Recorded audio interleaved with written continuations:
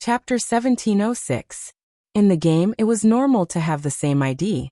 You and I are like, I and you are like, even the same is nothing. Some fans would even imitate their idols to express their love. When he used to play games, he had met someone called Rao Rong. These were all very common. Therefore, for the sake of a game ID, Chin Mo would never participate in this competition. Rao Rong glanced over. Just as he was about to continue looking, he caught another ID, Flawless Luoluo. The word flawless was deliberately weakened, as though it didn't exist. Of course, this was not the main point. The key was still the fighting style of those two. For example, Spade T had chosen Spade Z's best assassin back then. Flawless Luoluo chose Luoluo's most proficient sorcerer. The girl called Spade T? She even dyed her hair silver. Even if she didn't have a mole, she was going to light one for herself. He glanced up at the camera, his voice calm. Everyone should know how noisy I've been. Spade fans, stop bothering me. If you don't want to watch me play, scram. Rao Rong tilted his head towards Chin Mo. These things were nothing in his eyes. Chin Mo was probably the same.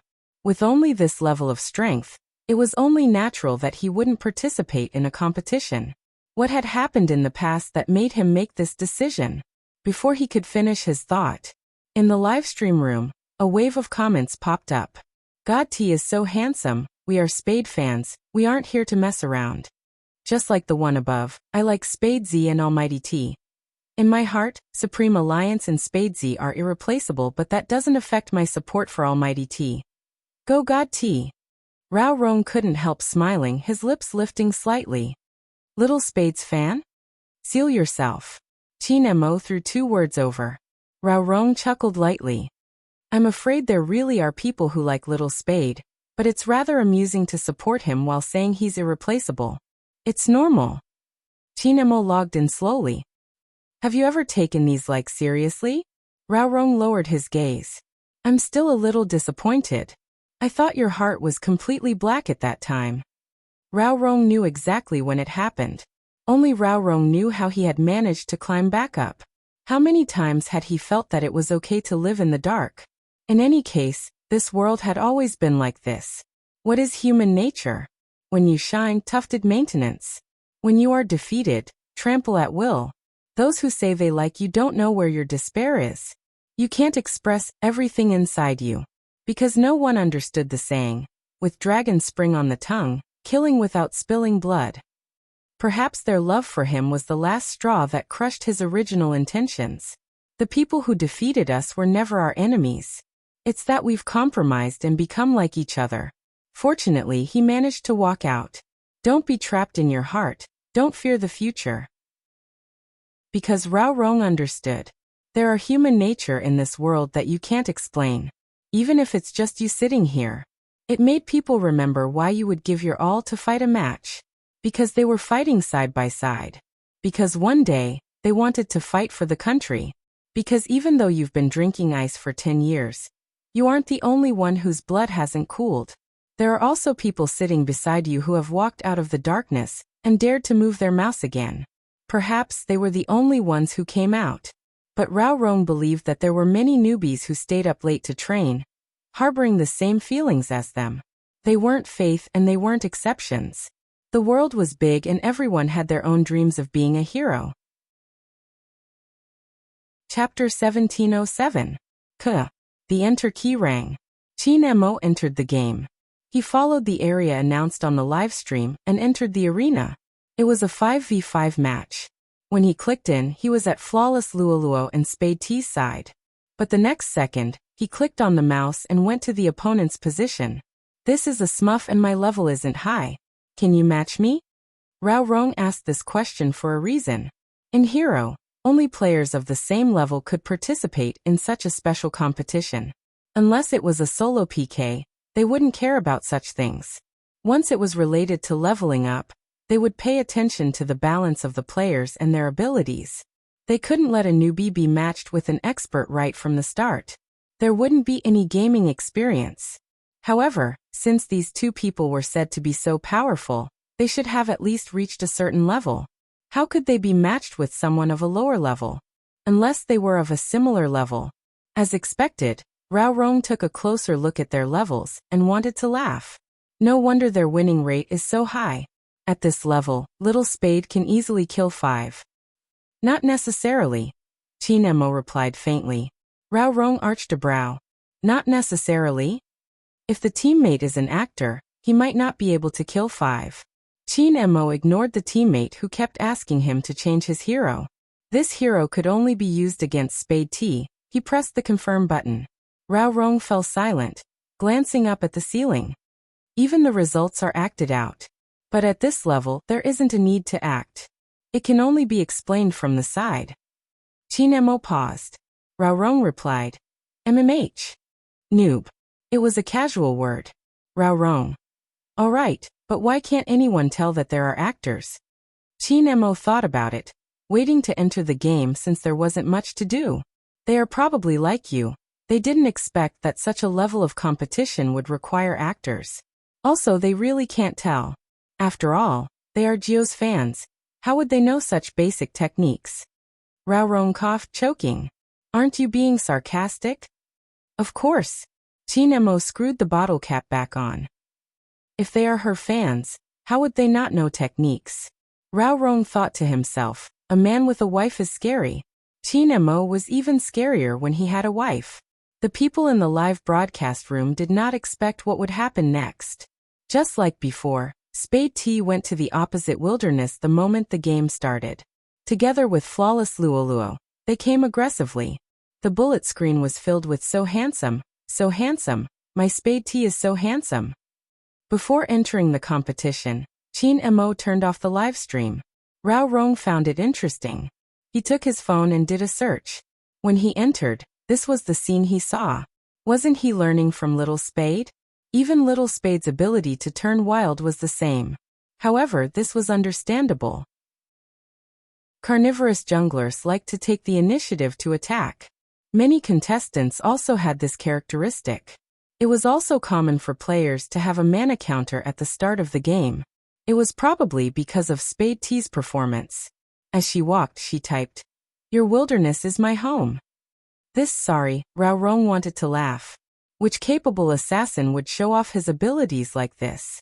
Yes, except for Little Spade. She would. That was because of her nature, dark to the core, unrestrained, flamboyant and hateful. Chapter 1708. The live stream was flooded with comments. So handsome. Rao Rong was in a daze for a few seconds. Bragging was considered handsome? Zhao Sampeng was definitely the most handsome. Because he often bragged. Little Spade is narcissistic? Rao Rong asked Qin Mo. Qin Mo replied as he started to move the mouse. Her? She often praises herself for being handsome, without batting an eyelid. No wonder. Rao Rong touched his chin. She is indeed studious. Qin Mo laughed softly. He seemed to have thought of something. Anyway, his expression was slightly different. Rao Rong ate a mouthful of dog food silently. He saw that Qin Mo was already hiding in the bushes in the wilderness. Rao Rong wanted to say that this was really scheming, too scheming. No wonder Zhao Sampeng called him Scheming Qin. He already knew what the opponent was going to do, which was why he was hiding in the bushes. It was obvious that the actor arranged here wasn't a high-level actor. He only wanted to send himself over. He didn't even know what his own assassin was doing. Up until now, Spade T and Flawless Luoluo had used this method to gain many points. After all, they were both professional players. It wasn't a problem for them to play such a low-end game. They arranged for one of them to be an actor on the other side because they wanted to play more elegantly. One had to know that people liked them now because they were handsome. They couldn't lose this charm. Now let's return a blue buff to the opponent, Spade T said as she attacked. Flawless Luoluo was smiling too. It seemed like this game was extremely easy for them. But they hadn't expected something. A human figure would suddenly emerge from the bushes. A direct punishment. The blue buff they had used for so long was wasted. Spade T was about to explode. F*CK. That's F*King scheming. That's right, it's too scheming. A bunch of comments echoed. But there were also gamers who felt that it was normal. Wasn't it normal for the blue buff to be missed? Why did this person explode? She even cursed? Why did she feel? She couldn't feel it clearly. Everyone watching the live stream froze. That was because the figure in the bushes didn't retreat after taking back the blue buff. A backhand hit Spade T's body. Spade T seemed to be infuriated as she brought the sorcerer to retaliate. However, for some unknown reason, after the move was sent out, it actually missed. And where was he? Where is he? Unlike the audience, Spade T didn't have a full view. As a result, they couldn't see how that person had dodged two of their skills. With a flick of his spear, he jumped into an excellent position. Spade T asked, "Where is he?" He was lifted into the air by the silver-white spear. When the silver sparks fell, Spade T was stunned. Most importantly, Flawless Luoluo used her skill. However, it did not freeze the figure at all. That person seemed to know how she was going to fight. He was always one step ahead to avoid their skills. On the screen, the figure pulled back and forth at an extremely fast speed. It was so dazzling that Spade T didn't even have a chance to react. Even the people watching the live broadcast were shocked by that kind of positioning and hand speed. No bullet screen popped up for a long time. It would only take 3 to 5 seconds. Chapter 1709. First Blood. First Kill. The first drop of blood. Silver sparks fell. The shadow of the long spear was imprinted on the ground. The entire livestream was silent. Did the T die? She died in less than 2 minutes after the start of the game. Spade T's hand paused for a moment. In the next second, she started speaking. "Luoluo, what's wrong with you? Shouldn't you have frozen him just now?" This person usually called Flawless Luoluo but always called her Luoluo. Flawless Luoluo was also stunned. She didn't expect the T to die. When she regained her senses, she stuck out her tongue and said, "Sorry, I used the wrong skill just now. I was just being naughty." This kind of explanation could be considered passable. The bullet screen kept saying, "Next time you can't be naughty, Almighty T is dead, etc." But there were only a few such bullet screen comments. Then another sound effect was heard. Double kill. Double kill. They must have heard wrongly. Double kill? It was actually a double kill. Everyone's eyes started to shake. But the figure on the screen seemed to naturally sweep past the bushes at the side. As he flipped over the wall, he had already defeated a wild monster in the river. And his HP, which was almost gone just now, actually rose back up. The people who originally came to watch the battle were here to see Spade T. When they saw this scene, they couldn't help but click on the person's corner of their vision. This meant that wherever he went, they would see it. Spade T and Flawless Luoluo's mentality was a little broken. Flawless Luoluo never thought that she would die as well. Spade T immediately said, "Luoluo, are you stuck there again?" Yes, I'm stuck again." After Flawless Luoluo said this sentence, Spade T said, "I think so too. But you can't say you're stuck after being killed once." When it was the second time, people watched the game from the other party's perspective. Once again, Spade T and Flawless Luoluo were killed by the silver-white figure. The livestream room was silent. What's the situation? Why did T die again? It doesn't look like a card. I don't think it looks like a card either. It's because he's too fast. Did anyone see how he came out? I've been watching for a long time, but I still don't know where he came from. Look at the assassin he's playing. He can teleport 3 times and go through walls. It's normal for him to suddenly appear. At this moment, Spade T's expression had changed. He was really flustered and exasperated. At this time, it was impossible to talk about teamwork. After all, this was a low-end game. If one did not have the ability to carry 4 people at once, they would have to think of a way to deal with such a person. He must be using a Smurf account. But even if he's a Smurf, his tank shouldn't be so bad. Smurf? Those who are here purely to see the game's skills need to explain why they are still using alternate accounts. Isn't this a high-end game? T doesn't like high-end games. It's already tough enough to train. Now we're just playing low-end games. As soon as these words were spoken, another sound effect appeared on the screen. 3 times. He had already been double-killed 3 times. How could Spade T bear it? She sent a signal to gather. He didn't even bother with the tower anymore. Instead, he led the other 4 players behind him, and dashed towards the figure in the jungle. This time, the other party was definitely going to die. This was the thought that everyone had at this moment. 1 against 5, and his teammates had no intention of coming to support him. Chapter 17:10. At this point in the live stream, someone started saying, "What's going on with the top lane over there? Why isn't he helping? Is it an illusion? I feel like he's an actor. Didn't someone say that this is a low-end game? There are actors in a low-end game?" As people became more and more confused. In the game, there was a round of encirclement. Just when everyone thought that the figure was going to die, he seemed to have predicted the opponent's position. He raised his long spear and didn't escape. Instead, he held the long spear and jumped to the back of those people. The silver-white long spear landed on the ground. His long sleeves fluttered. The dragon sword came out and lifted 2 people at the back. The ADC and support couldn't react at all. Spade T, who was charging at the front, didn't expect him to fight like this. She turned around to fight again. The ADC was already killed by the figure.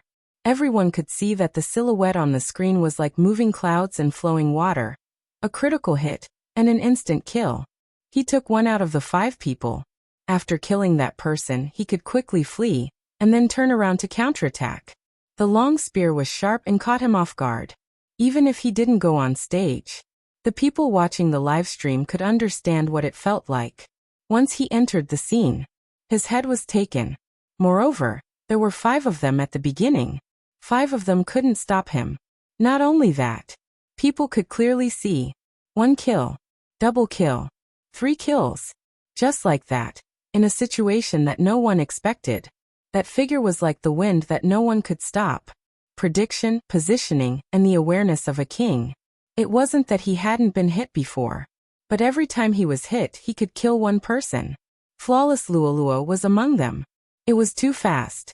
So fast that when Spade T saw that the figure had less than a third of his HP left, she thought that her chance had come. First, she let the tank rush over and give him a critical hit. The reason why he raised his spear again was because he wanted to kill this person once and teach him a lesson. It didn't make sense. They used the same hero. The opponent was so much stronger than her, even if he had good skills. Now he was almost at critical HP. As long as she caught up, she could take his head. Spade T's eyes were bloodshot. He didn't care that the defense towers on this side were almost destroyed, especially since the bottom lane had been pushed to the high ground. The only thing left in his eyes was to kill someone to avenge his humiliation. The people watching the livestream also understood what T was trying to do. For some reason, they were watching this game. He actually hoped that the silver-white figure would not be caught. But no one expected it. He knew that the other party was chasing after him. That person was still wielding his spear and casting a red buff. Hurry up and go. Killing 3 people is enough. That state just now a 1v5, and he even killed 3 of them. That's really cool. But in the next second, everyone finally understood why he was using the red buff. He didn't do it for the redhead. It was for the sake of sucking blood. At this moment, Spade T flipped up. He entered the red buff area. Originally, he wanted to attack that person. However, the figure only moved his body sideways, and with that subtle movement, he was able to move his body. Spade T's big move didn't hit him at all. Instead, it hit the red buff. This was not the end. He thought that the person was going to leave. Who knew that he would take advantage of this moment to use a jungler skill and take the red buff directly in his hands.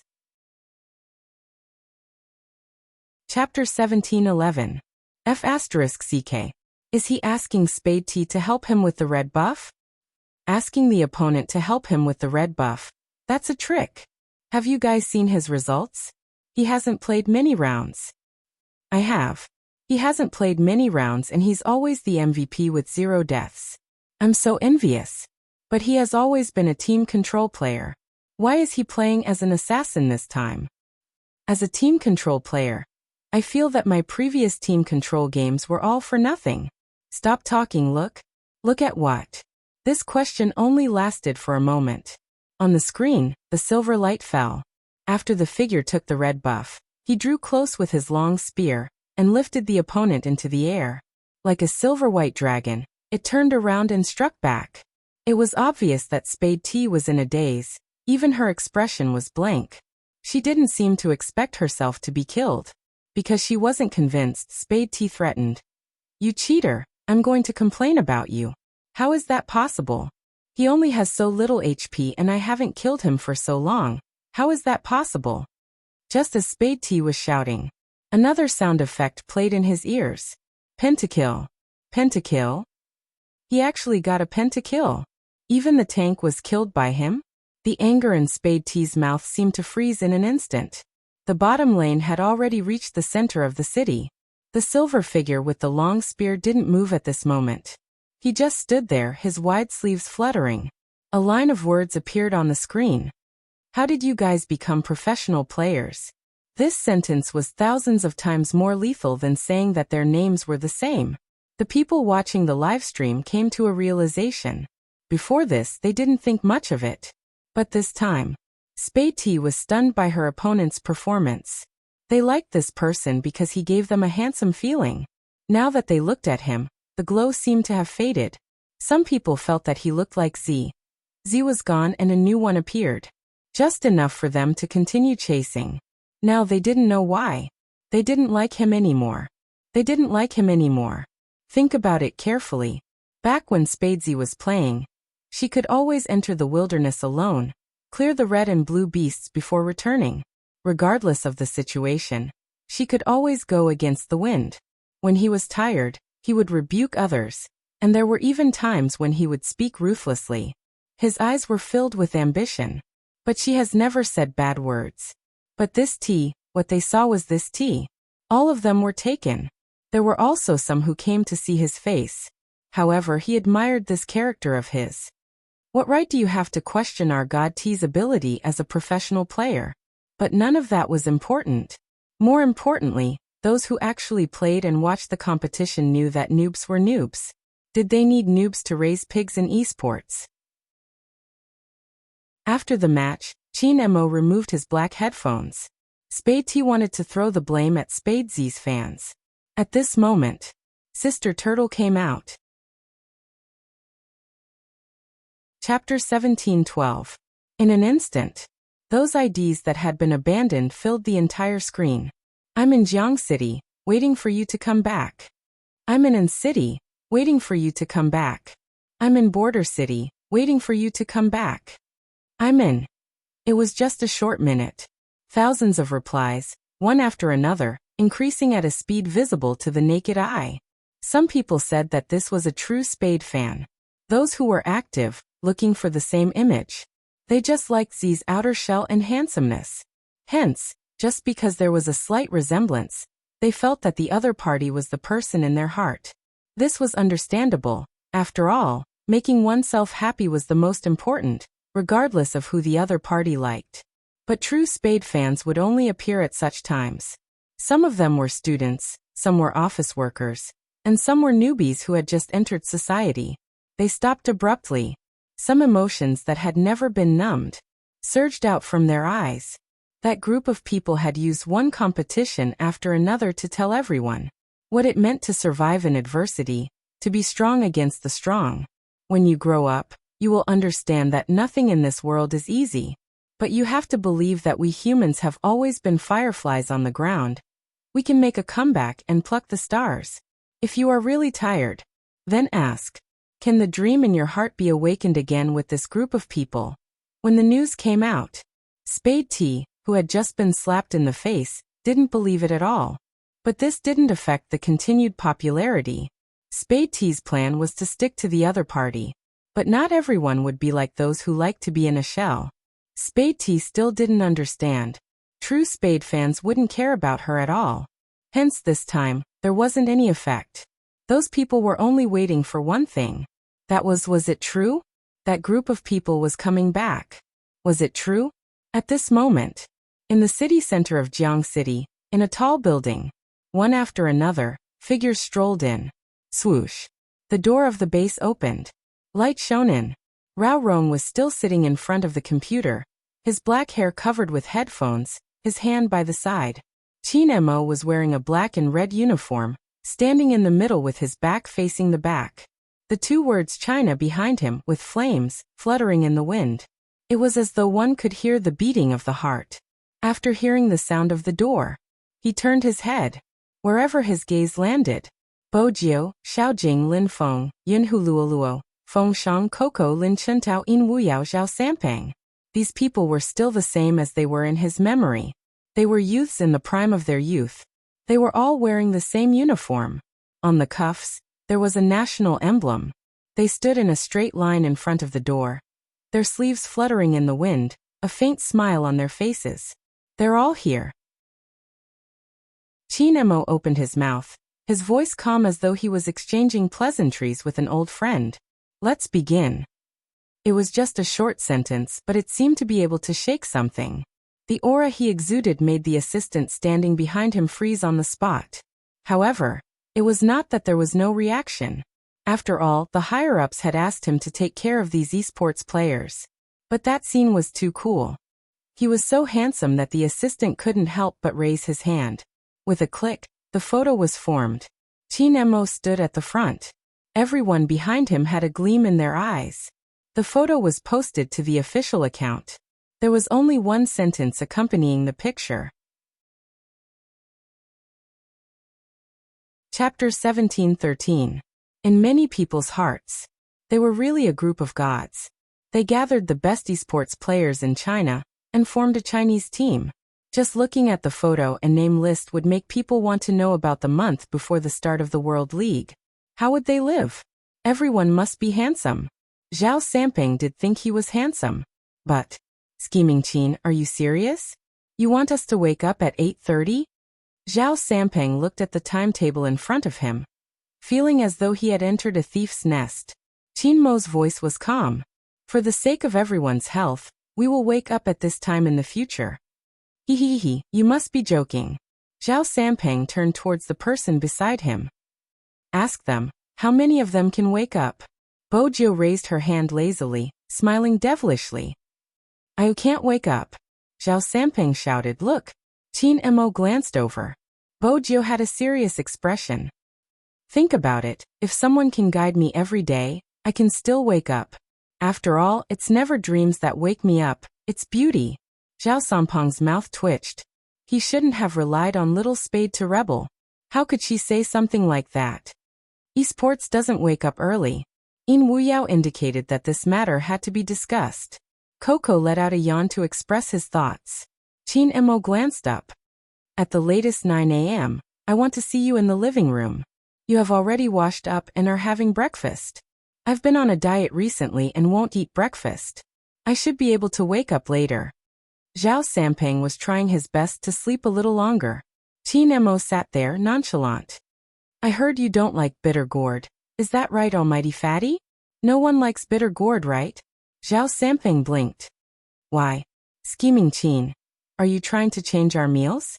At this moment, Lin Feng and Yun, who were exceptionally quiet. They didn't speak. They quietly watched as the world's most handsome fatty jumped into the pit. Actually, Lin Feng had wanted to speak at the start. He wanted to talk about fitness. Was it true that he had to do 40 push-ups every night? Just as he was about to speak, Yunhu grabbed his wrist. Yunhu grabbed his wrist and arched a brow. He wanted him to observe first. Think about it before bringing up your ideas to the captain. Zhao Samping said fearlessly. He even admitted that he didn't like bitter gourds. Did Zhao Samping not know? Don't expose your weakness in front of the captain. Because he would definitely make good use of the captain. And then before Lin Feng could even finish his thought, it's fine if you don't want to wake up early. From tomorrow onwards, I will get Bei to prepare 3 cups of bitter gourd juice for everyone.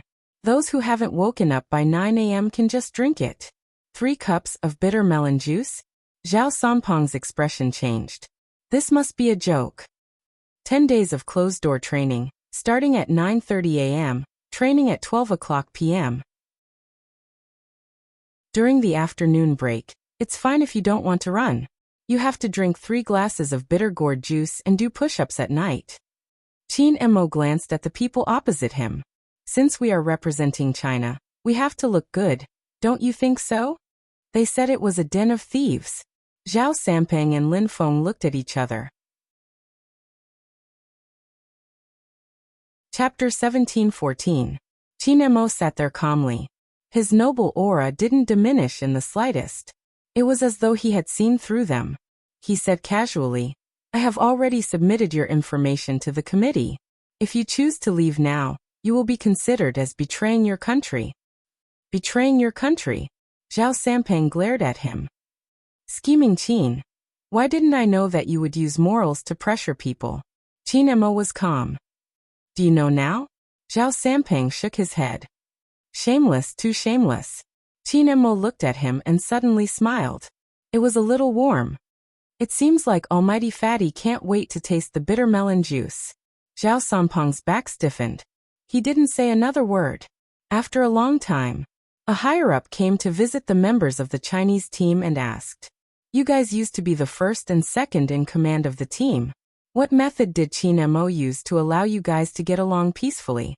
Zhao Sampang only replied with one word. Shameless. They didn't even have a way to leave the team. Pirate ship, the biggest pirate ship. The esports players weren't used to waking up early. As for Zhao Sampang, he had to use all his strength to get up. Bo Jiu was much smarter. She could catch up on her sleep by sitting in front of the computer. She sat there with her black headphones on, her uniform pulled to the top. Her entire face was covered, only revealing a pair of starry eyes. Her silver hair fell down. From afar, she looked very handsome. But when she got closer, she could see the youngster's head nodding. The side of the face was porcelain white, and it looked a little cool, like a cat, sleeping lightly. Qin Mo walked over, emptied one hand, and tapped the man's forehead with his finger. Bo Jiu paused. She opened her eyes. There was still a hint of sleepiness in her eyes. It was obvious she wasn't fully awake. Subconsciously, she thought that she was still in a castle overseas. She reached out, wanting to hug his waist and carry out her daily morning teasing. Qin Mo sensed her thoughts and a smile appeared on his lips. In order to prevent a certain someone from acting like a hooligan and forgetting where they were, Qin Mo took a seat. He freed one hand and placed it on her side before lowering his body. "Mrs. Qin, wake up. Look at where you are. Do you want to go outside and do frog jumps with Almighty Fatty, or do you want a glass of bitter melon juice?" Frog jump, bitter melon juice. These 6 words seemed to have a magical nature. Bo Jiu had assumed that as someone who had graduated from high school, it would be impossible for her to come into contact with a sport like frog jumps.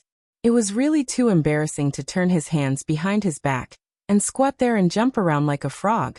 He didn't expect that a married person like her would have to experience this kind of life all over again.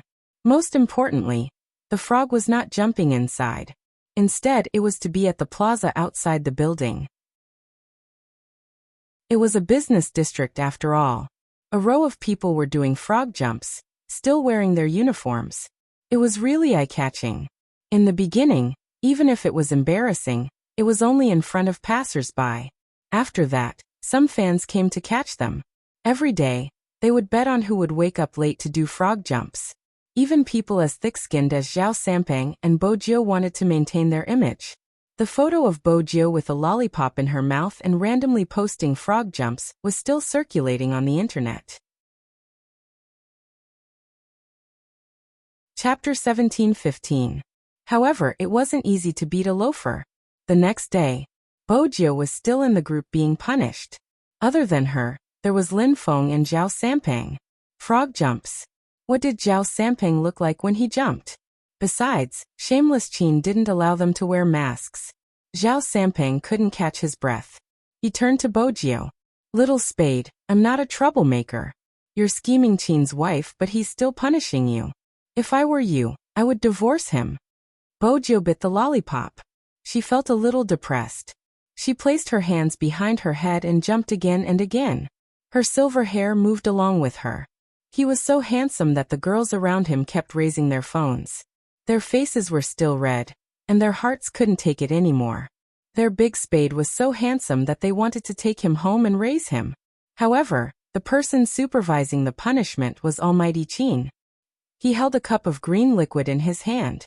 It was said to be the bitter gourd juice that made all the members obey him the moment they heard his name. He was like a devil. It was too difficult to snatch someone from his hands. Bojiu was the first to complete the frog jumps. Zhao Samping watched from the back. Little Spade, how are you so fast? I have experience. Bojiu reached out and wiped her sweat. She smiled devilishly.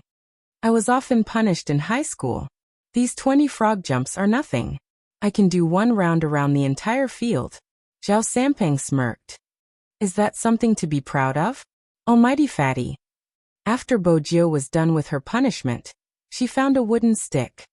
I don't like it when anyone tries to sow discord between me and Brother Mo, Zhao Samping cursed. How am I supposed to jump if you move the wooden stick away? This is a military marriage.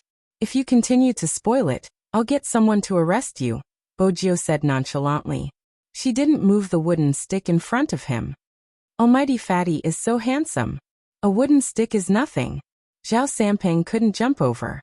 He couldn't help but shout, scheming Qin, come over and control your family. Qin Emo walked over, his gaze landing on her. Bojiu said, he wants us to divorce. Qin Emo retracted his gaze, his voice calm. Continue. Zhao Samping was speechless. It was one thing to do frog jumps, but he had to do it like this. In the past, Bojiu had a habit of showing off her love. Otherwise, as a smart car, Blackie wouldn't be unable to tolerate its master. Zhao Samping really didn't understand her in this aspect. Everyone saw that handsome young man with a black headband on his silver hair, his fair forehead glistening with beads of sweat. He held a wooden stick and blocked Fat God again and again. He didn't forget to say, every time he punishes me, he will give me a reward, such as candy or a kiss. I think it's good to do a few frog jumps, but the bitter gourd tastes terrible. But if you can't finish, I can prepare a few more cups for you later. Zhao Samping was speechless. Although he had never been in a relationship before, he had seen others who would deliberately make a mistake just for a kiss from their boyfriend and get punished. He shouldn't have said that just now. Little Spade looked very obedient in front of Qin Emo, but in fact, she was full of evil. Bojiu didn't care about his thoughts. She threw the wooden stick down and went to her man to receive her reward. Chapter 17-16. Qin Emo watched a certain someone who was smiling. After entering the base, he found a corner and pressed her against the wall, kissing her again and again. Bojiu wrapped her arms around his waist as her breaths rose and fell. The taste was slightly sweet when it entered the tongue. It was weird. It wasn't the first time they kissed. However, that kind of numbness never weakened. Bojiu smiled. She liked the look in his eyes when his breathing was unstable. That was something that could only be felt for her. It was a pity that the medicine she got from the Black Brothers didn't work on him at all. Otherwise, she would have been able to appreciate more beauty. Bojiu moved closer as she thought about it. It was this action that made Qin Mo's kiss deepen. It was as though he could take away all his thoughts and make his mind go blank. Only when she lost all her energy and could only rest on his body to recover did he release her. He pressed against her and said something softly in the corner.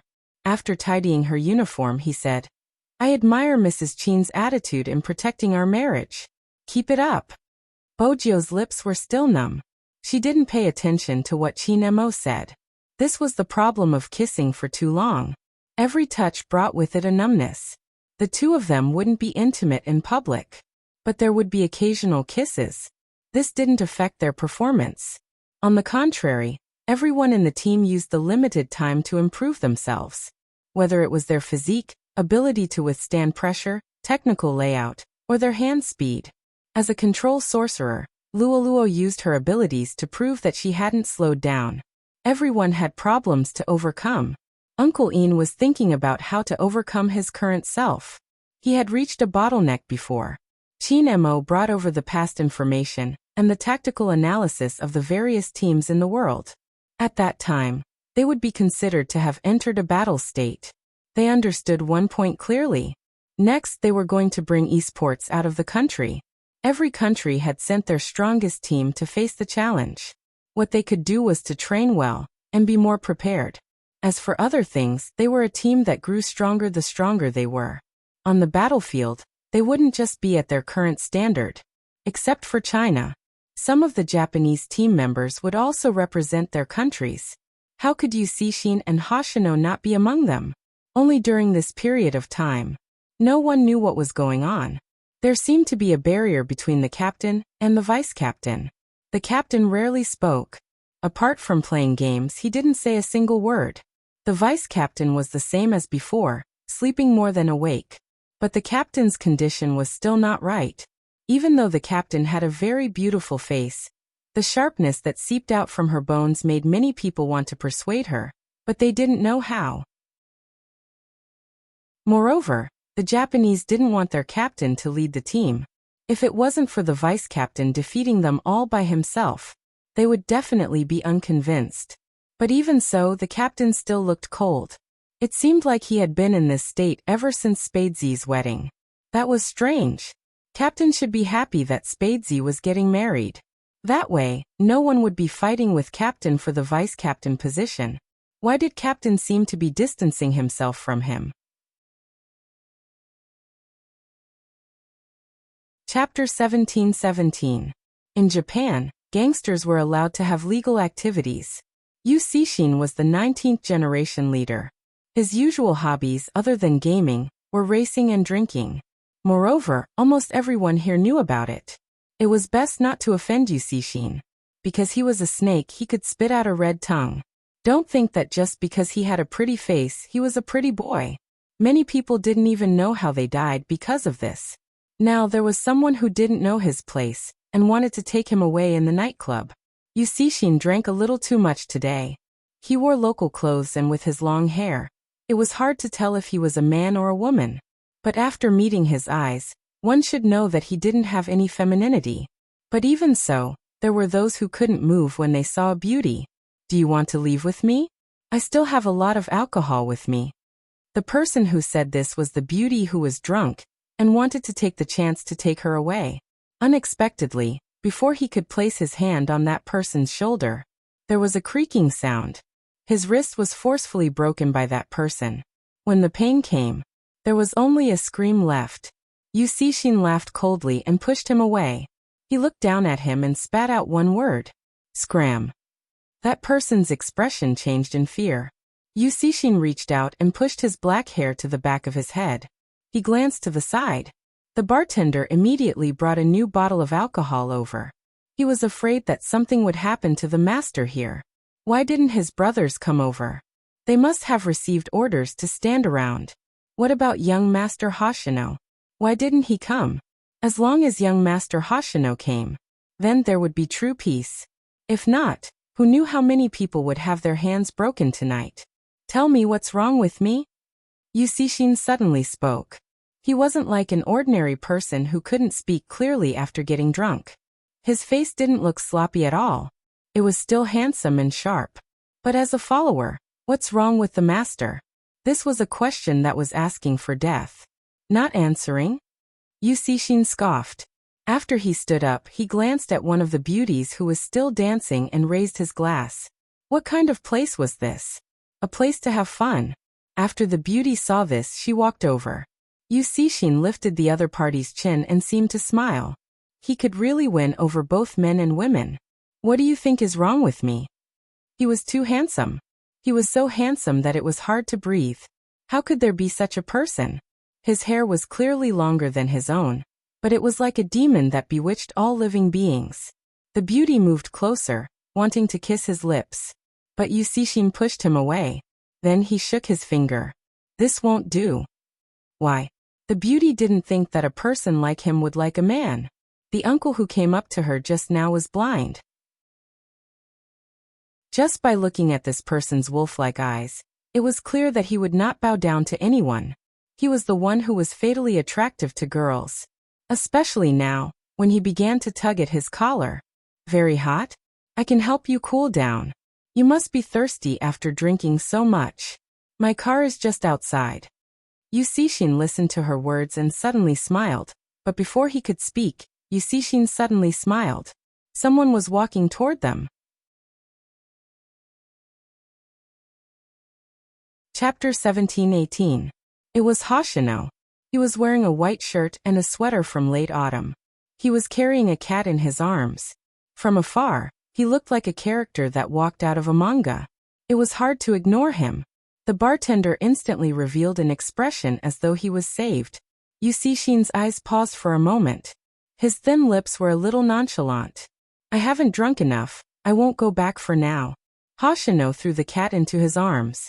He was as refined as ever. I didn't ask you to go back. You raised your own cat, aren't you going to feed it? It won't starve to death. Yusishin picked up the cat with one hand. He saw that the woman's gaze was focused on Hoshino's face. She suddenly smiled. Why? You don't want to bring me away now. You want to bring him to your car? The woman blushed as her thoughts were seen through. Yusishin couldn't be bothered to look at her anymore. He swept a glance in the direction of the bodyguard. Very quickly, someone came over to clear the place. They wouldn't do anything to her. That woman didn't need to come to this place anymore. Even if the music was noisy, it didn't seem to affect their temperament. Yusishin held the cat and looked at his eyes. Then he scoffed. Your master doesn't have time to care about you now. If you don't want to starve to death, go find food yourself. He was in a bad mood and didn't even want to care about the cat. Yet he reeked of alcohol. Young Master Hoshino. The bartender wanted to say something but stopped. Hoshino glanced down. Go get a room. Yes. The bartender thought that his boss was indeed suitable to sleep in this state. If not, if there were any more people who weren't afraid of death that came to his door, it would be terrible. Yusishin smiled. He didn't have any objections, but he wouldn't cooperate. He sat there and picked a bottle of strong alcohol. He poured it into a goblet with one hand. Hoshino finished the glass of wine right after he poured it out. Yusishin narrowed his eyes and poured another glass. Let's go. Hoshino's voice was very calm. I'm tired from looking for you. I'll be even more tired after a few more glasses. Yusishin glanced up and suddenly laughed. No wonder that woman wanted to take you away. It's a pity that she doesn't understand that our Mr. Hoshino doesn't care about anyone other than Z. Hoshino looked at him. His face smelled of wine and the corners of his eyes were red, but he was very cold. You're here because of this? Hoshino furrowed his brows but soon relaxed. His tone was calm as he stated a fact. Other than Z, isn't there also you? Yusishin was about to spit out his snake tongue when he suddenly stopped. He did not sober up. But it did not affect his thoughts. He knew very well that Hoshino treated him like family. This was what Yusishin couldn't understand. He was the first person to know him. If it wasn't for the fact that something had happened, he wouldn't have rushed to Hoshino's side immediately. How could Z have a chance?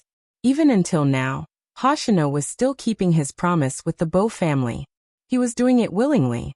Even though Z said that she wanted to remove it, he would not give up either. This was what made Yusishin feel the most helpless. But it was different now. With Chinemo by her side, Z had long cut off Hoshino's thoughts. Since that was the case, why should he be anxious? Yusishin lowered his lids and laughed. I thought you forgot what you said. No. Hoshino's temperament didn't change. Chapter 17-19. I never thought of going against the promise. Hoshino's emotions didn't change, even his voice was calm. Since you finished drinking, go to sleep. Yusishin smiled lazily, fatally handsome. My bed partner was seduced by you. How can I sleep? Don't you know? I'll feel cold if no one sleeps with me. I'll sleep with you. Hoshino bent down, picked up the cat on the ground and placed it back in his hands. His eyes were like splashing ink. Yusishin paused, turned his head and smiled. That's fine too. Even though he knew that the sleeping partner he was talking about was simply accompanying him. Yusishin didn't want to miss such contact. They hadn't slept in the same room for a long time. It wasn't considered in the base, there were so many people. When they were young, the two of them often slept in the same bed. Later on, this person became distant from him. Yusishin's gaze was calm, trying not to think about it. The room was in the deepest part of the bar. A high-class, large-scale bar like this. There would be VIP rooms for the night. But there were only 4 or 5 rooms. Usually, they were reserved for the most distinguished guests and gang members. The leader and young Master Hoshino were both there, So there were originally 2 rooms. After the bartender heard the conversation, he decisively asked someone to change to another room. After Yusishin was drunk, the fatal feeling on his body became more prominent. But he really drank a little too much. After opening the door, he walked into the bathroom. In a short while the sound of vomiting came from inside. It was obvious that the drunk person wasn't feeling well. What was it this time? Was it because of those relatives who wanted to fight for power? It seemed like it was time for Su-Ching to find out who Black Flame was. Hoshino stood in front of the floor-to-ceiling window, pressing the intercom. Get someone to cook some hangover soup and porridge, send it over. Yes, young Master Hoshino. This was the most peaceful day in recent times. Every time this happened, there would be people who wanted to spend the night with the boss. How many pale faces would leave? They couldn't remember. Fortunately, young Master Hoshino was here today. Boss seems to agree with young Master Hoshino. Both of their auras are so strong. Of course, look at who they are. Boss listens to young Master Hoshino because they have known each other since young. You've known each other since childhood? Yes, I also heard it from the family. When they were young, Boss and young Master Hoshino were really inseparable. The 2 of them were different from other children. They would always lie under a tree and read books together. They would even fence and shoot together. At that time, were the 2 of them like this? It can be said that the leader has never changed, but young Master Hoshino disappeared for a period of time because something happened to his family. But when he came back, he didn't seem to be as close to the leader as before. Some people say that it's because they've grown up. That's right. Hoshino wouldn't be able to hear these discussions. All he heard was that the bathroom had been silent for a long time. He glanced sideways and glanced at the hangover soup and porridge that had been sent in. He waited for another 3 minutes, but there was still no sound. Only then did he stroll in. After opening the door, steam rose up from the hot water. Chapter 17:20. He was like a vampire aristocrat who was in deep sleep. Even that face seemed to be able to bring out the suffocating beauty of a rose. However, Yusishin knew that his current appearance wasn't attractive to that person at all. The moment this thought appeared, the footsteps stopped beside his ear. Hoshino raised his hand and pulled out a towel. He looked down at the person in the bathtub, looking a little like the most competent deacon in a manga. He placed the towel over Yusishin's head, his gaze faint. What are you doing? Yusishin opened his eyes, his gaze extremely sharp. You didn't terminate the contract with Z. Hoshino, you know what requirements I have for the people around me.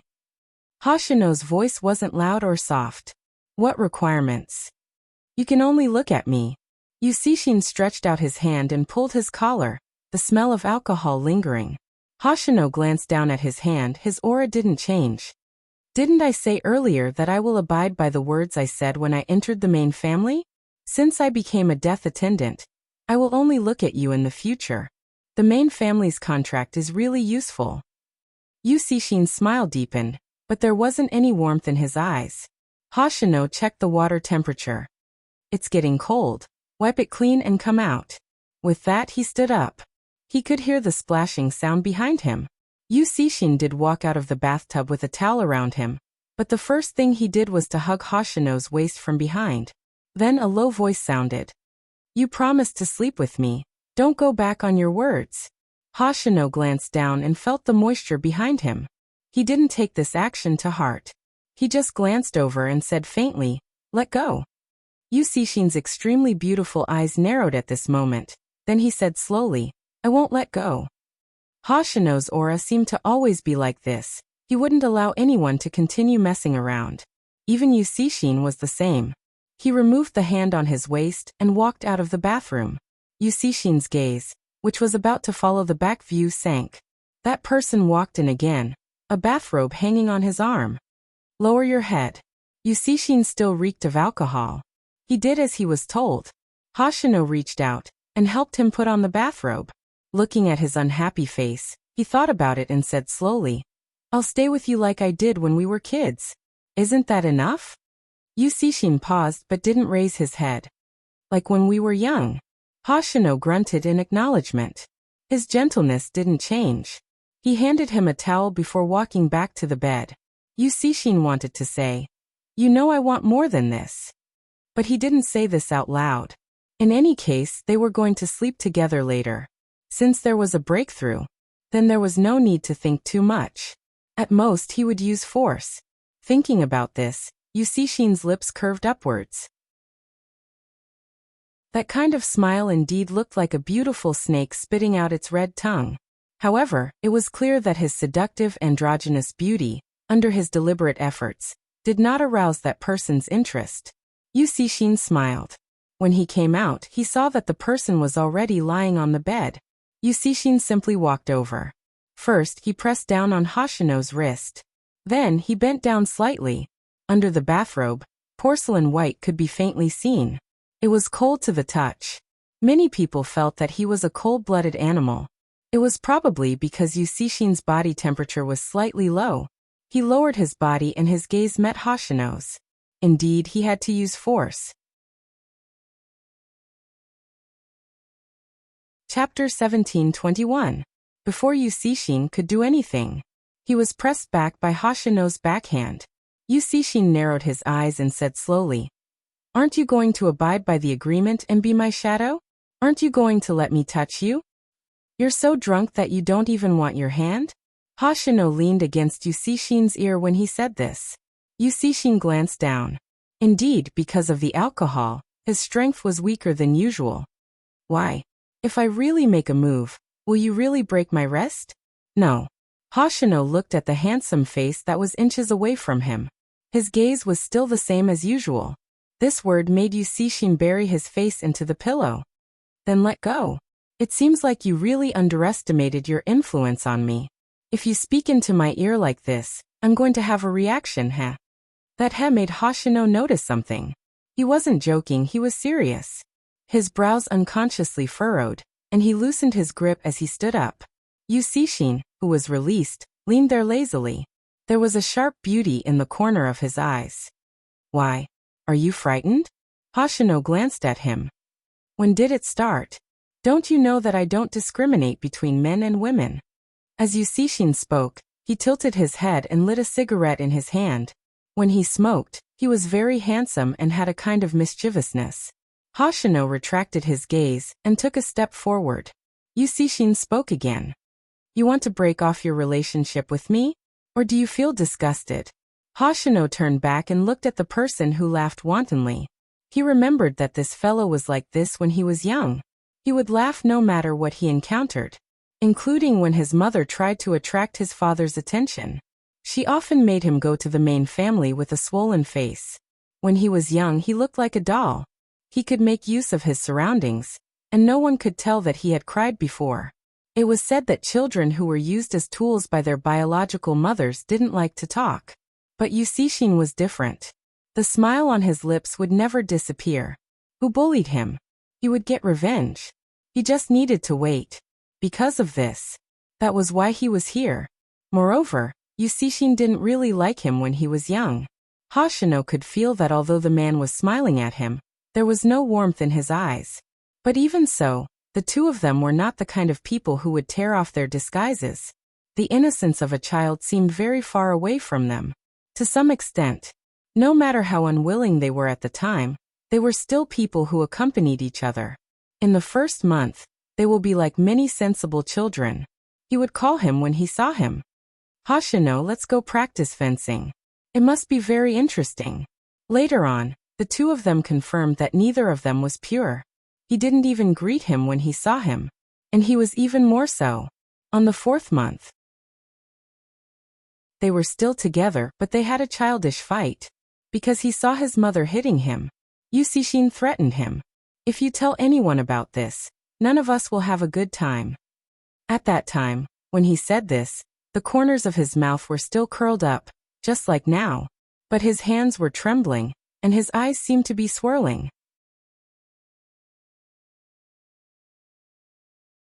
Chapter 17:22. Forget it. Anyway, he already had his cat. It wasn't difficult to have one more. Hoshino reached out and took the cigarette from Yusishin's hand. He put it out in the ashtray. "Let's talk." Yusishin paused, his gaze deepened. I don't want to talk. Anyway, you're rejecting me. When Hoshino heard this, his gaze paused. His aura didn't change. Who said that I'll definitely reject you? This sentence caught Yusishin off guard. He froze on the spot. Even his eyes were a little round. The more he looked at him, the more he looked like his cat. Hoshino reached out and pinched his chin. His gaze was still calm. Many women outside say that they'll feel happy when they kiss you. They probably haven't seen your expression before. After he mentioned it, Yusishin seemed to have realized something. He smirked evilly. Indeed, it will be very happy. Do you want to try? No need, I can't accept it now. Hoshino's words were true. He liked women. But in terms of feelings, Yusishin was more important. It was probably related to the environment he grew up in. Hoshino had always been indifferent towards women. Z was an exception. This person was an exception too. Hoshino could clearly see that person's eyes dimmed after he finished his sentence. He didn't know why. He just didn't want to see this person grow up to be like this. Lonely, like a person without a goal. He paused and added another sentence. When I can accept it, I'll try it with you. Hoshino, this sentence of yours sounds like what you said to Beitai. Yusishin smiled slowly. There was a hint of viciousness in his voice. I won't wait for you to accept it. I'll take action when I have the chance. If not, I won't like you anymore. Why must I like you? Yes, why must he like this person? How many people were waiting to climb into his bed? Women, men. She was handsome and beautiful. They were all queuing up to be taken by him. Yet he took a liking to someone he would never be able to get. Hoshino looked up. His aura was pure. You can take action. The unexpected answer made Yusishin glance over. You won't give me a chance to attack. Hoshino looked at the back of his slightly red ears, and knew that he had realized what he had said. He lowered his voice and said, If that's the case, do you think I would be here? Yusishin laughed again and pulled him over. Then you have to explain it properly. Why can't you accept it now? Are you worried that my skills aren't good? Don't worry, I will make it very comfortable for you. After all, you have no experience. Hoshino looked at him, his eyes deep. Who gave you the illusion that I'm the one down there? Yusishin chuckled. Are you like those people? Do you think that because I have such a face Before he could finish, Hoshino's voice rang out again. Plato, if you really want. Plato? Yusishin narrowed his eyes, his vibe as venomous as a snake's. I reacted when you talked to me like that just now. You want me to be Plato? Hoshino was emotionless. You reacted just by talking to me like that? If not, how do you think I noticed? Yusishin suddenly paused when he said this.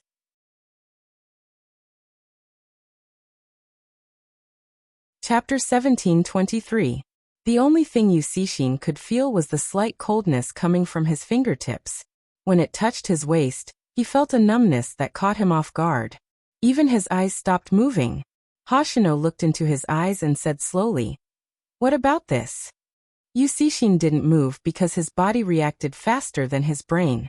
He seemed to be immersed in it. Hoshino's hand stopped on the second bone on the person's back. He moved closer. In the past, I didn't realize why those people wanted to bring you away. It's hard not to think about it when you're like this. But do you really think you can suppress me? Yusishin narrowed his eyes and held onto his wrist. Do you have a misunderstanding about my stamina? I can't suppress you? I feel that it's easy for you to go berserk in this state. Hoshino wasn't flustered. If I kiss you now, your stamina will probably decrease to 0. Kiss. When he heard this word, Yusishin froze. His heart was beating so fast that it felt like it was about to explode. There was no rhythm to it. Only he could hear the sound. Even if Yusishin was a beautiful venomous snake, he was still in a harmless state. He even seemed to be waiting to be slaughtered. Hoshino's hand changed direction, and came to the back of his neck. He pressed his forehead against his and breathed slowly. You like me so much? You're like this just because I said it? Yusishin narrowed his eyes and smiled. He said lazily, Who am I not like this to? You know that you slept with too many people. Hoshino's gaze was indifferent. So, how do you make me believe that your liking isn't a momentary impulse? What? Yusishin felt that he had never been so close to him before. In this way, she could even feel his thin lips very close to her. At this moment, Yusishin didn't know what Hoshino was talking about. He sensed that the person was about to pull his hand away. He lifted the corners of his eyes and pressed his hand down. Why are you talking so much? Help me. Help you with what? Hoshino wasn't in a hurry. He looked at that handsome face and felt a different kind of fragility. Yusishin lowered his voice. What do you want to help me with? I'm so obvious. Even if you don't have experience, you should know. Hoshino's leg came into contact with the scalding heat, but his gaze remained unchanged. Answer my previous question first. Of course he understood. There is no such thing as a free lunch. Therefore, after he said this sentence, Hoshino leaned sideways, his thin lips landing on the tip of the man's ear. Yusishin, who was already intoxicated, felt the blood in his body heating up. Not only did his hands stop, even his body was trembling. What did he just do? Kiss him?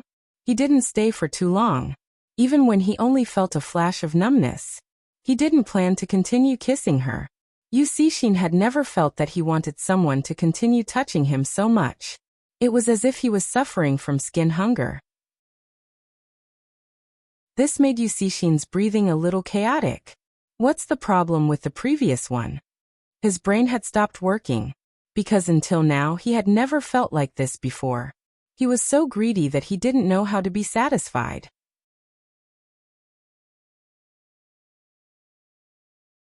Chapter 1724. Yusishin didn't know that his heart could beat so fast. It was like a storm that swept over. It was just a touch on the tip of his ear. How could there be such a strong feeling? Hoshino looked at the pair of eyes that were obviously a little unfocused. His gaze landed on the handsome face that was different from before. His black silk-like hair scattered beside his hand. Forget it. Hoshino chuckled. Yusishin didn't understand what he was laughing about. Moreover, they had already reached this step. Was he going to tell him to forget it? The pair of eyes that were immersed in it slowly narrowed. He was about to flare up. He heard that person whisper in his ear. Compared to others, I don't like you on a whim. Yusishin's back stiffened. Hoshino had already stood up. What was this? Was he tricked? Yusishin's eyes were a little heavy. His heart felt as though it was frozen. He wanted to stand up too, but he was affected by Hoshino's next action. That person pressed down on his wrist and used his other hand to pick up the hangover water beside him. Where are you going? Drink this first. Is this the time to drink hangover water? Yusishin grabbed Hoshino's collar and pressed his body closer. Hoshino's voice was very calm. If you don't drink it, you will regret it the next day. I won't this time. Let me sleep. Yusishin's attitude was very lazy. Anything can be solved. Hoshino sat beside him. His aura didn't change at all. You can sleep after you finish drinking. Yusishin laughed softly. You kissed me first and now you're telling me to sleep like this? Hoshino lifted his eyelids. Or do you want to take a shower? You can. Anyway, the perfume on your body is too strong. It smells uncomfortable. Perfume? Are you kidding me? I never use incense. Yusishin suddenly paused. Are you jealous? Immersing. Yusishin paused. Hoshino's expression didn't change. I really don't want to dig you out from the bed of any woman or man the next day. Moreover, since we want to be together, your actions should be restrained. Then sleep with me. Yusishin's mischievousness came from his bones. After sleeping with you, I probably won't be interested in anyone else. Hoshino glanced at him. Are you thinking about these things all day long? Isn't it good to be honest? Yusishin chuckled. Or am I not good looking enough? Hoshino looked at him. Yusishin's aura got closer to that person. He was very good at using his appearance to achieve things. The only time he didn't use it was against Hoshino. But today was different. He wanted this person so badly. Moreover, Yusishin believed that he wouldn't remain unmoved. You really don't want to try? That kind of bewitchment was very tempting. In addition, Yusishin's lips were almost touching Hoshino's. But at this moment, Hoshino reached out and pulled the blanket. He covered Yusishin's handsome face with it. Even his head was covered. "What are you doing?" Yusishin narrowed his eyes and pulled the blanket down. Hoshino's voice was indifferent. "Sleep. We're already at this stage and you're asking me to sleep?" Yusishin laid on the bed, but he was still unhappy.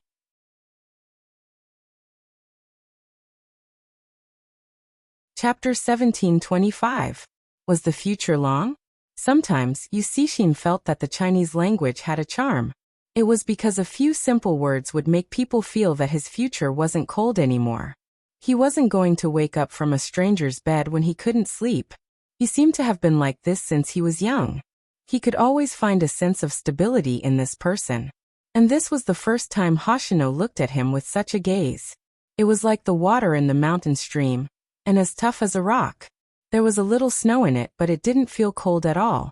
Instead, it made his fingers stiffen. Although he was drunk and his stamina couldn't keep up. But Yusishin's aura didn't fade. He was so evil that he wouldn't yield to anyone. This was also why some people wanted to challenge him when they saw him. And the reason why some people backed down. Many people died in Yusishin's hands. Of course, those who didn't have eyes and thought that he was the best would end up in a terrible state. Hence, the title of Viper was known to everyone. No matter what the occasion was, as long as he sat there, it would become a phenomenon. He was like an extremely extravagant dark noble with a crown on his head. There were many beauties around him. But now Yusishin's attack speed slowed down. The feeling of his rhythm being controlled by someone else. This was something he had never experienced before. Yusishin squinted his eyes and wanted to stir up the atmosphere again. That person suddenly stretched out his hand and hugged him and the blanket. His voice rang beside his ear. "Sleep. If you don't sleep, I won't be responsible for accompanying you to sleep." Yusishin froze. Even his slender legs didn't move. His life was messy. He was completely different from this person. Yusishin didn't understand why such a simple action wasn't intense at all. There was even a blanket between them. But it gave Yusishin a very different feeling. It even made him feel reluctant to let go, and he didn't want to destroy the current atmosphere. If he had to describe it, it was much more warm than sleeping with a stranger for a night. It was like the first time he ate cotton candy when he was young. Oh right, as a leader. His mother told him since young that cotton candy wasn't something he should eat. Unsurprisingly, after he was found to have eaten cotton candy, he was severely beaten up. But even so, the tip of his tongue had not forgotten the taste of cotton candy. The faint sweetness lingered for a long time. Yusishin didn't move. He just looked at the ceiling and replied, "MMH." Hoshino looked at the face that had been too good to look at since he was young. He raised his eyebrows slightly. No resistance. Yusishin was really asleep, so he didn't care that he was the one being hugged. The next day, when Hoshino received Bojio's invitation, he didn't reply. Instead, he called her. "Is it convenient for you to bring your family along?" "Family?" Bojio paused, her lips lifting. "It seems like you have thought it through. All right, bring them over." Hoshino chuckled. "You know who it is?" "Who else could it be other than that poisonous snake?" Bojio lifted her long legs. After frog jumping, she was resting. "Since you can't let go of him, you would have gone to do other things. You wouldn't have stayed there as a consultant. Nowadays, gangs are becoming more and more sophisticated, and there are even positions like consultants. But Hoshino, can he be stable?" Hoshino glanced at the sleeping man on the bed. "I will think of a way to stabilize him."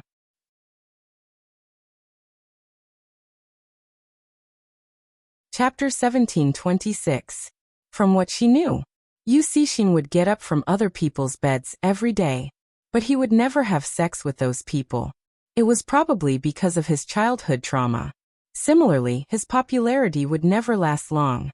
Hoshino was probably the only one who could stop him. Venomous snakes had always been cunning. They would hide in the bushes and try to swallow a person. He didn't know that the hunter had already set up a trap. He was just waiting for him to make the first move. Then he would pull back and bring the venomous snake home. I wonder if it's cold to hug a snake. Bojio hung up the phone and smiled. There wasn't anyone supervising them today, so Bojio wasn't very interested.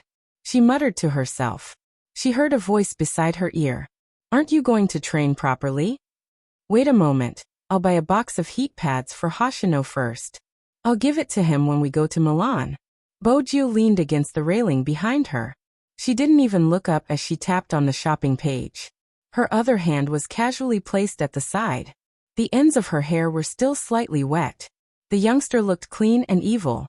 Manager Phone wanted to remind her that a certain someone was back. Who would have thought? It would lead to Hoshino's name. As expected, Chin-mo, who was standing beside him, replied, "Oh." His gaze was still calm. "Do you need to buy an electric blanket for him too?"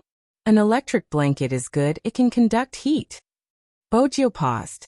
She kept her phone naturally and looked at the handsome and noble face in front of her. Then her hands moved. She hugged his waist and took advantage of him. "I didn't see you today. I didn't have any motivation when I was punished." Chin-mo raised the corner of his eyes.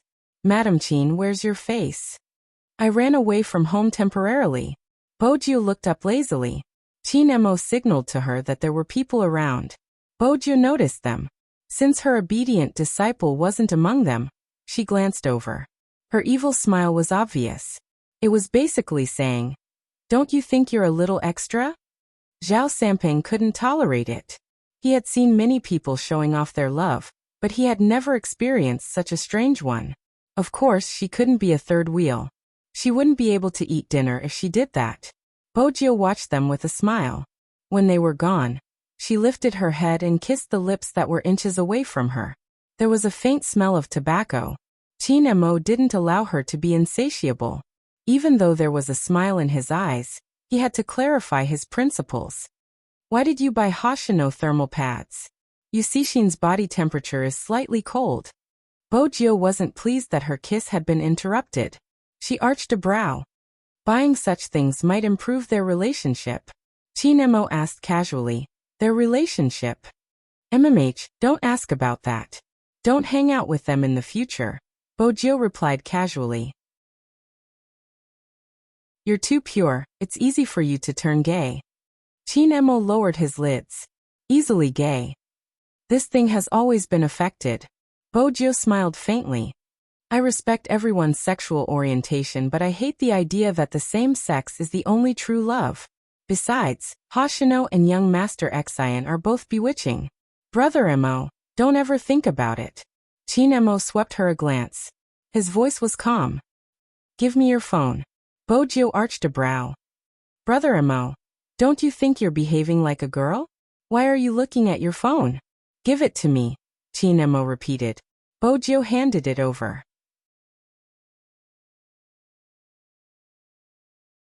Chapter 1727. Chin-mo only took 2 glances at it. He locked his gaze on one of the paragraphs. "Luoluo. Little Spade, do you know how interesting it was when we met your parents?" Spade Black asked, "How so?" "Luoluo. Auntie and the others always felt that our captain liked Chin-mo ever since he was young. He didn't pay so much attention to anyone other than Chin-mo. Auntie was still wondering if we were pretending to be a couple in order to deal with our family. When she heard that Chin-mo had sent a delivery, her expression changed. Speaking of which, Chin-mo really gave off the impression that he didn't care about men and women. The Mo and Jing couple has always been very popular." Bojo smiled and said lazily, "When he comes back, I'll discipline him." Luoluo replied with a light smile. "There's no need for discipline. If they are together, we will elope. Anyway, you will always be the Almighty in my heart." Chin-mo released the screen and looked up at a certain someone. "Adonis? You?" Bojo smiled. Her eyes were bright and her teeth white. "After all, I rely on my face to make a living." "Yeah."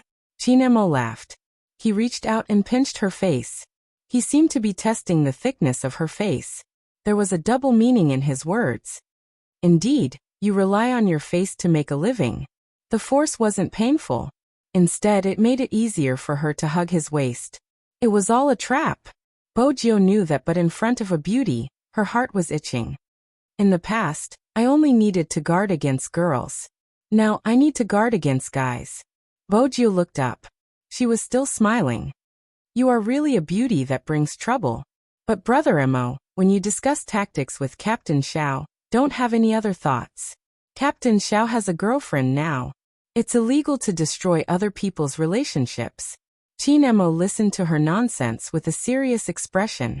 In the end, he reached out and pressed her wrist that was behind him. I think you are the one who has other thoughts. Enrich. Bojiu admitted it directly. Have I done anything to you? It hasn't been a day or two. She was caught again. Seriously, it wasn't easy to attack. Qin Mo lowered his gaze and looked at her face. He switched their positions and pushed her against the corner. He pulled her hand to the back of his waist. He was wearing a shirt on the inside and a jacket on the outside. With the jacket covering this area, even if Bojiu really did anything, no one would be able to see it. Her hands were inside his white shirt. Under her palms were ribs and lumbar muscles that felt good to the touch. It was late autumn in Rivertown, and the weather was getting cold. This kind of contact was just enough to warm her hands. Hence, he allowed her to place her hands on his back. But it was impossible to stop someone from moving. Qin Mo could only feel that the hand was like fire, running all over his body. When her fingertips came into contact with him, she felt a burst of anger. Qin Mo's Adam's apple bobbed. He lowered his gaze and pressed against her forehead. Don't move. His clear voice was low and raspy as it entered her ears. A wave of numbness overflowed from his heart. Bojiu glanced up and saw his elegant and handsome face.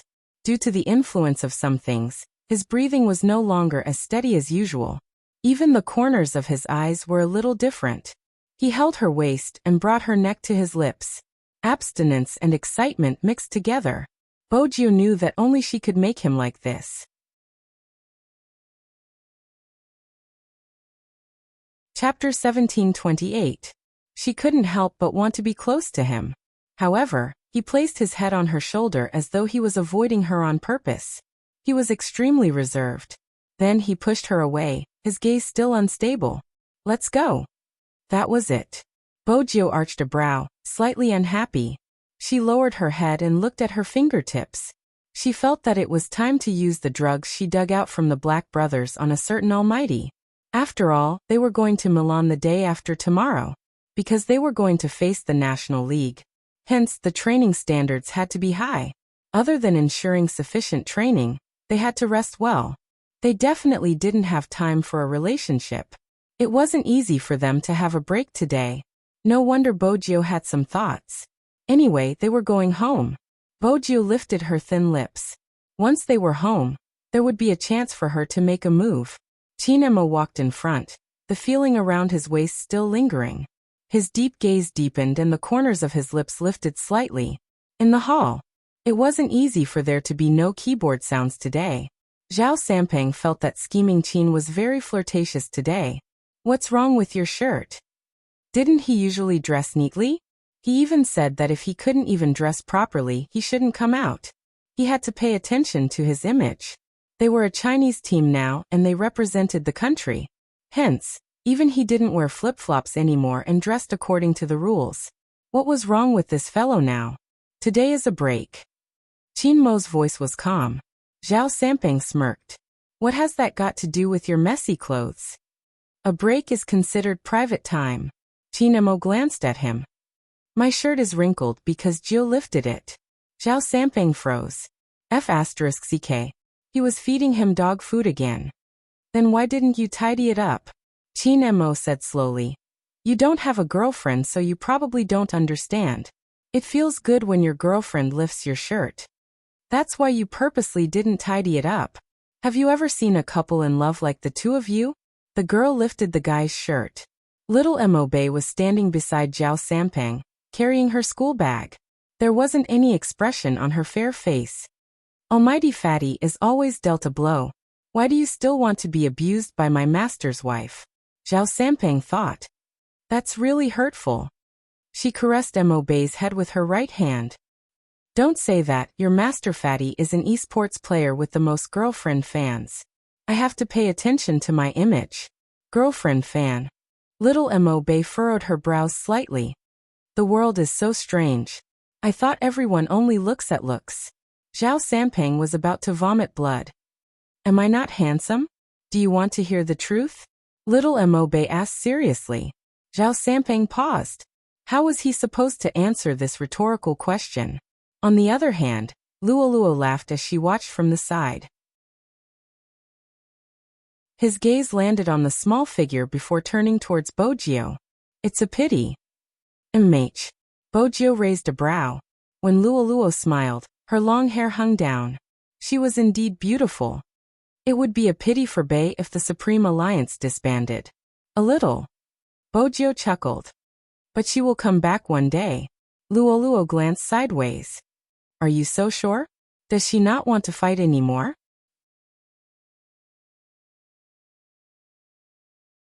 Chapter 1729. Luo paused for a moment. You are thinking so far ahead? The competition isn't about one person. Bojio glanced up. You have been through that path. You should know that it doesn't feel good to be ostracized by your peers. Luo looked at the person in front of her. Bojio raised her eyebrows. What is it? Nothing. Luo reached out. You are too handsome. I want to pinch you. Bojio stuffed one hand into her pocket. Feel free to pinch me. Luo did pinch her. Why did this person know so much?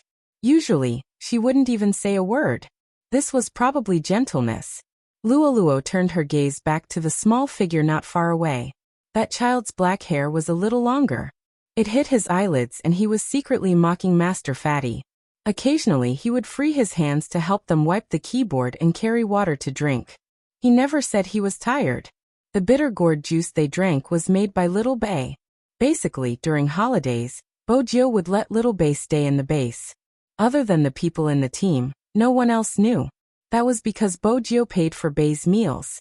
It was the same for the plane tickets to Milan. Actually, every team in every country would have a reserve of newbies. They would bring them over to experience it during this international competition. Although the Supreme Alliance had disbanded, but Bojio was his master. Her protective nature wouldn't change. How could her disciple not have what other people had? Also during this period of time, everyone knew that Bojio had been training Bei in other positions. Other than being an assassin, she was playing in all aspects. You are looking forward to Bei's return, right? Luo laughed softly. She pinched that handsome face again. If not, there is no need to groom her like this. Bojio leaned against the wall lazily without saying a word. Before she could say anything, she was pulled over. It was Chin Mo. Luo's hand landed on empty air. Chin Mo pressed the person in his arms. His eyelids were half raised. He looked nonchalant, but when his gaze landed on Luo, it was slightly cold. If you want to pinch a face, look for your Captain Xiao. Luo glanced sideways and looked at the other person who walked over. Captain Zhao's face wasn't something that people wanted to pinch. Chin Mo had already brought her away. Luo wanted to complain to Xiao Jing. Chin Mo is so petty. I can't even pinch little Spade's face. Unexpectedly, Xiao Jing glanced at her and said slowly, Do you think you're too close to Z? Luo was stunned. Could it be that even he, Xiao Jing, was wearing a white coat and had an otherworldly aura? If you want to pinch my face in the future, pinch me. Luo. After leaving the base and getting into the car, Chin Mo behaved differently. After holding someone's chin for a long time, his fingertips gently rubbed the place where Luo had pinched. In the end, he frowned slightly. What happened between you and Luo? Bojio chuckled. Don't you know that she's my goddess? Honestly, Brother Mo, if I was a guy, you guys wouldn't be involved. Heh. Chin Mo chuckled. He suddenly leaned forward and bit her ear. Do you still want to be a man? Bojio froze. She seemed to have gone overboard.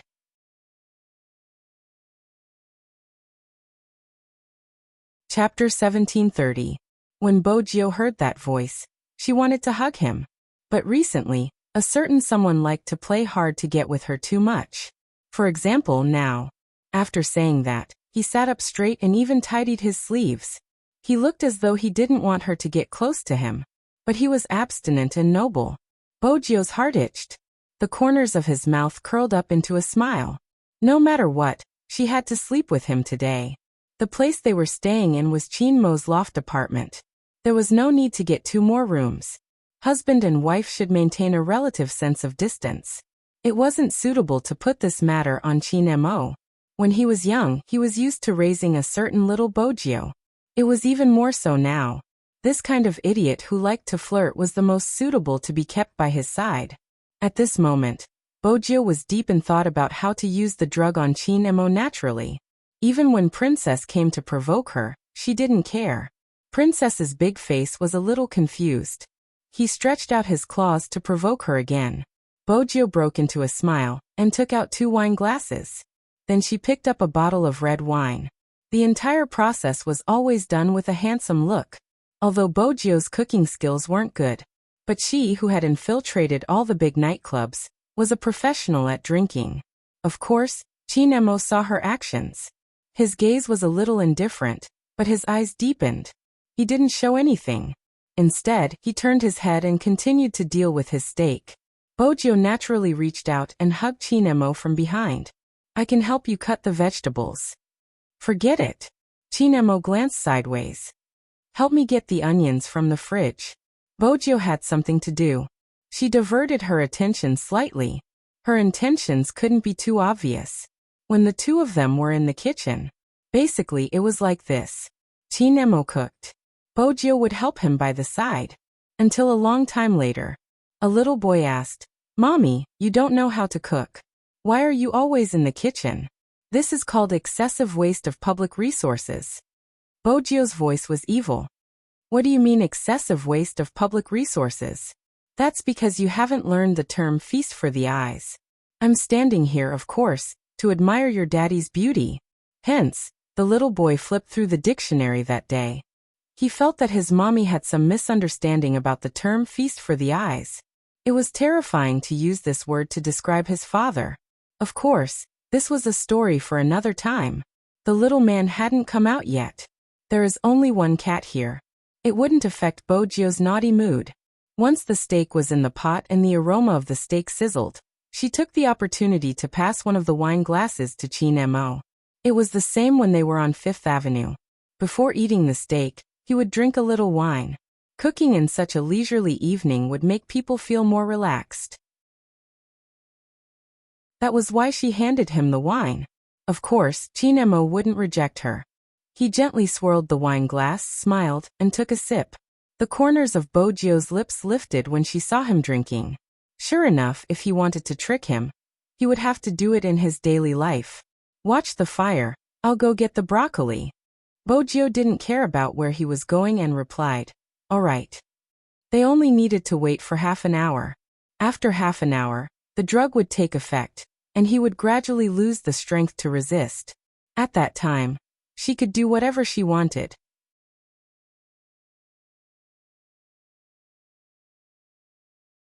Chapter 1731. On the second floor, Chin-mo stood by the bed, looking at the pill in his palm. His eyebrows twitched as he placed it in his mouth, his lips curving into a smile. Bojio couldn't see this. As a kitchen killer, she wouldn't let her guard down when it came to watching the fire. After Chin-mo came back, she asked, "Is it burnt?" No. When Chin-mo was cooking the steak, his posture was very standard. The marinating process was also very handsome. The steak was very fragrant after it came out. Even though she had other plans, it didn't affect her desire to eat steak. Since she was a carnivore, the moment the steak came out, Chin-mo cut a piece and fed it to her. Bojio had always been a fast eater. Previously, under Chin-mo's control, he could eat slowly with the foundation of admiring the beauty. Today, he would occasionally raise his eyes to look at the time, and his movements were much faster. Chin-mo held the knife and fork the same as before. His posture was so perfect that it could be used for a poster. He even wore a pair of glasses on the bridge of his nose.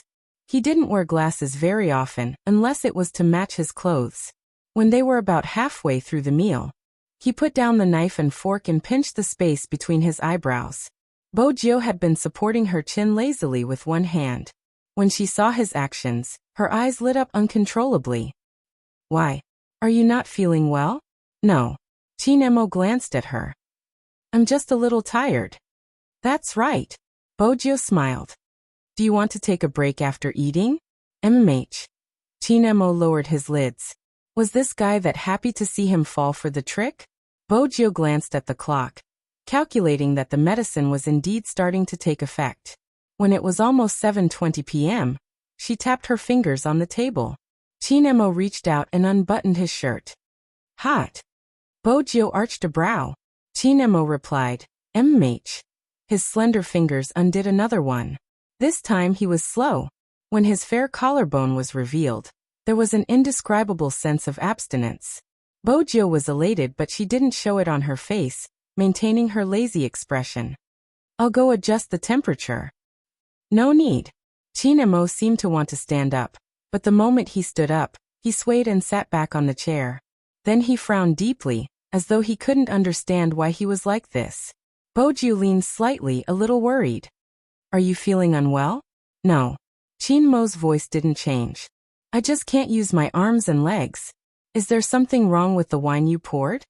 Bojo knew it wouldn't be easy to trick the Almighty. Since the drug was out, she decided to admit it. "I drugged you." Chinemo looked at the smiling face in front of him. He didn't see any hint of guilt. Instead, he looked very playful. And after seeing that he was out of strength, that person lifted his chin, lowered his eyes and kissed him. The corner of his mouth was still curled up. "Brother Emo, how about I help you to the bed? Grandfather Butler told you to be more reserved since you were young. Have you forgotten, Mrs. Chin?" Chinemo asked casually. Bojo sat on the dining table and leaned down to kiss his fingers. She was a handsome gentleman, just like a prince. "I'm very reserved, I didn't force you." Chinemo looked at her. When she bent down, he could clearly see the back of her neck, which was as white as snow.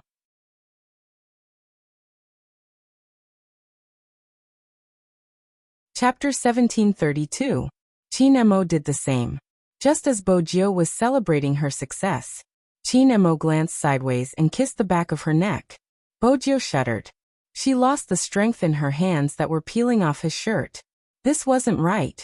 Just as she was about to lift her head, Chinemo grabbed her right hand. In the blink of an eye, their fingers interlocked. He had already stood up and pushed her against the dining table. His deep and magnetic voice traveled over. "Are you happy?" Bojo was smart. Of course, she realized something. She glanced sideways at his wine glass. Chinmo's breath landed on the back of her ears. "The drug will take effect in half an hour. The symptoms are fever and weakness. You can do whatever you want. Doesn't that sound familiar?" Bojo didn't want to lose. She smiled faintly. Black brothers are really unreliable. When did Brother Emo find out? Chinmo's fingers had already reached into her shirt. He smiled. "What do you think?" He had found out from the start. "Really?" Bojo felt a little regretful. Chinemo watched her depressed expression. He moved closer. "I've been waiting for you to use this drug." Bojo thought about walking into a trap. "Did you drink the antidote beforehand?" "So smart." Chinemo arched a brow. His mind wasn't on this anymore. His fingertips touched her softness. His breath started to waver. The corners of Bojo's beautiful eyes turned red. She couldn't ignore the numbness that rose up. She looked at the person standing in front of her. She didn't even need to talk about doing whatever she wanted. She was basically being controlled by the other party. Chinemo noticed her trembling. His gaze deepened. He bent down and untied her collar. Then he kissed her lightly. He didn't give her a chance to escape. He stood in front of her, blocking her escape route. Needless to say, he held her right hand the entire time. Bojo's entire body was burning. The numbness spread from her fingertips and spread everywhere. The temperature in the room continued to rise. Bojo heard his voice beside her ear. There was a hint of laughter in his voice. "Do you want me very much?" To Bojo, Chinemo was like a demon who had been cultivating for many years. It was even worse now. Bojo's shirt was pulled up, revealing her waist. The curve was beautiful and seductive, carrying the innocence of a youngster. She smiled like a demoness. "Why else would I drug you?" Chinmo's gaze deepened as he placed his left hand on her waist. His fingertips seemed to be electrified. "That sounds logical." Bojo's waist softened, and even her breathing became hot. They had been together for so long. He knew her body better than she did. It was as if the pair of hands were enchanted. There was numbness everywhere. Bojio's thoughts seemed to be floating in midair. They could only let him take the lead. He wouldn't give her a chance to think it through. His thin lips landed on her shoulder. Every action was so forceful that she couldn't resist it. She heard the sound of the belt being unbuckled, and it was mixed with his shallow voice, making her ears feel a little hot. Bojio's breathing was in a mess. She placed a hand on his shoulder. Don't go to the bed. That you're tuning into the Echoes of the Heart YouTube channel. Don't forget to subscribe and join us on this journey to catch the most captivating stories.